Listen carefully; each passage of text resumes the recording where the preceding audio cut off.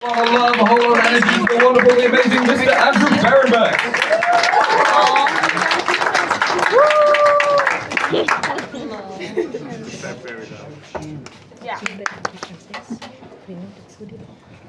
Yeah, I got my camera.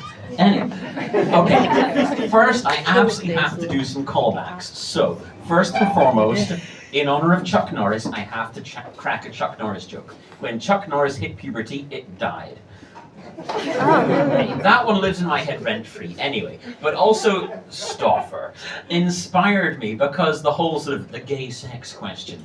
I remember as an impressionable teen, because you cannot tell from my appearance, but I was once a teen, briefly. And my mother, in her infinite wisdom, somehow tried to explain gayness to me, because there was a man we encountered who was clearly gay, but this was the 80s and gayness was, a little bit shady, a little bit shadowy. So my mother, and pay attention to the words she chose to use, she would say, well, these two men, they try and put their man parts in the other one's bottom. Notice, yeah, exactly, her reaction. How old you were? I don't know, like 12. The point was, that wasn't the problem. The problem was her choice of words. She said, try, not succeed. And she also didn't indicate that the men were in a state of inspiration, can I put it? And so, I didn't know about that mechanical requirement. And she also didn't indicate that they even enjoyed it. So so let me get this straight, and that was the only straight thing, was that, okay, so this, floppy situation collides with something, doesn't manage, and they don't enjoy it. I'm like, wow, there is so much to unpack. Yes, I did find out that, there were a few errors in her description, but that was my mother, bless her. Anyway, yeah, my wife is finding this extra funny because she knows my mother. But now let's get on to the main feature presentation. Because of the many other things from the 80s and 90s that I loved is a TV show called America's Dumbest Criminals. I mean, just like watching Jerry Springer, watching this would reassure you always that you are so much smarter than you think you are. Because there would be criminals who were so epically dumb, you wonder how precisely did they survive to adolescence to commit the crimes.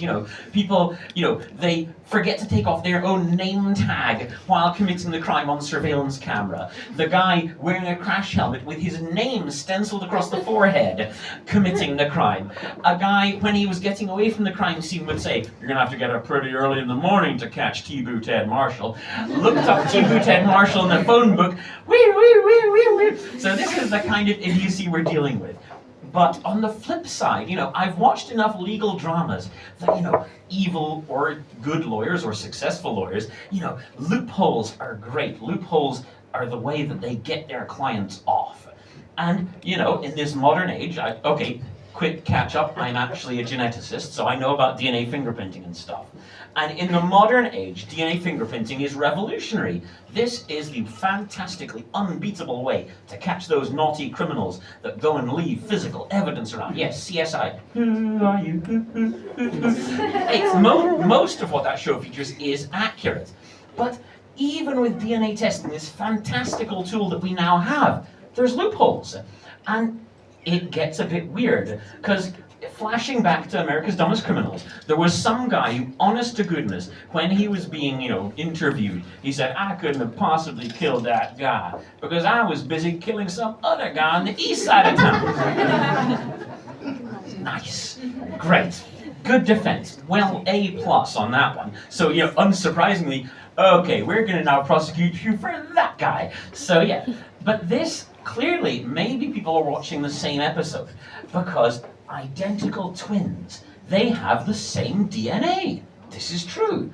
And there was actually a case where basically a pair of identical twins, very naughty, nasty identical twins, at the same time, on the same day, they both, I hate to say it, assaulted, two different women, clearly, and they used the fact that their DNA was the same to actually get off with the crime, which is really, really dreadful. I mean, seriously, because, after all, they both left physical evidence at both crime scenes. And since they couldn't tell them apart, these two miscreants actually got off with this crime. Very, very naughty. Yes, once again, my wonderful gauge of shockness is lighting up. But at the same time, when I heard about this case, as well as being shocked and appalled and absolutely fainting into my fairy cakes, I did think to myself, my goodness, I mean, I know twins are meant to be close. I know twins are meant to have a special connection. I mean, I have brothers and, you know, I'm okay close to them, but trusting them to, I don't know, like sign up for a free offer. That's as far as my trust goes.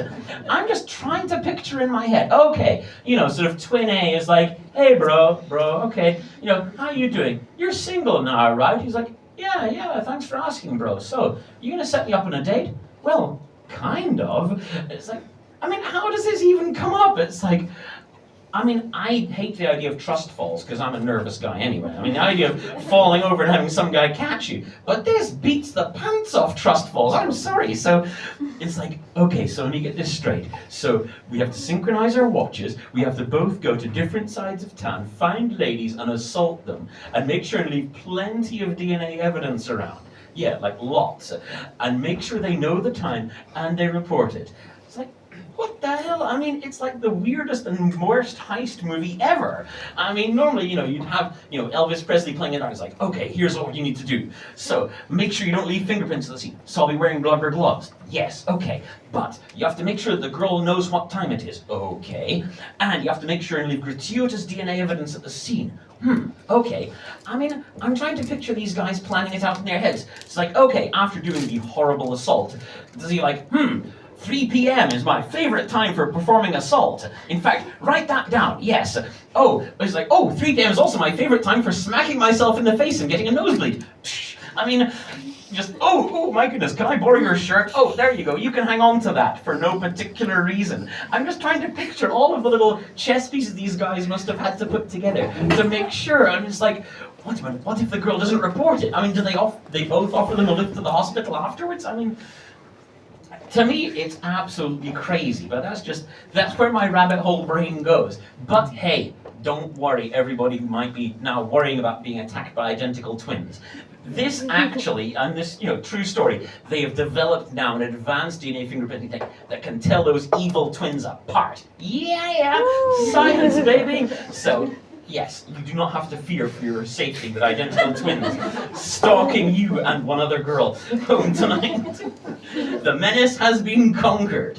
Anyway, that's enough about that topic. Let's talk about something much cheerier.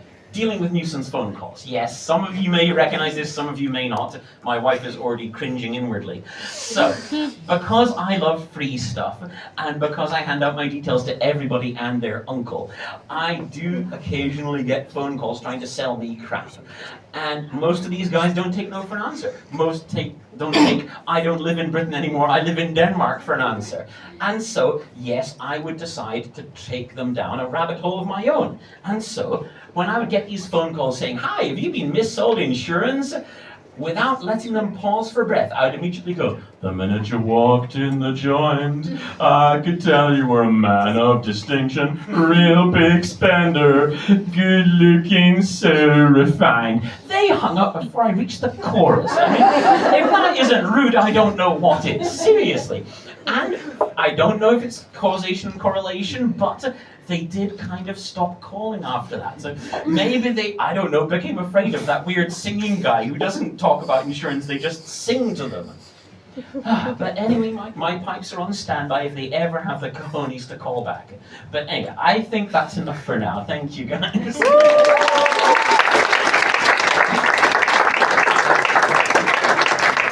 Give it up for Andrew Fahrenbach. Oh, yeah.